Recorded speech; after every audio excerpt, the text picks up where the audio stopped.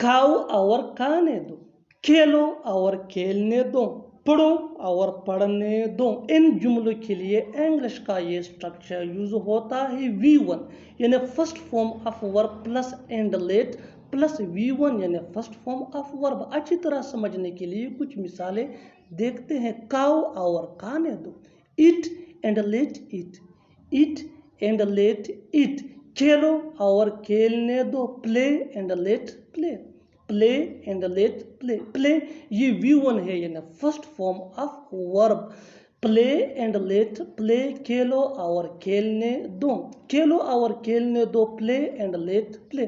पढ़ो और पढ़ने दो, पढ़ो और पढ़ने दो, study and let study, study and let study. बिल्कुल फार्मूले को हम स्टेप बाय स्टेप फॉलो कर रहे हैं। आप भी इस फार्मूले के बेस पे ऐसे जुमले बना सकते हैं अंग्रेजी जुबान में आसानी से।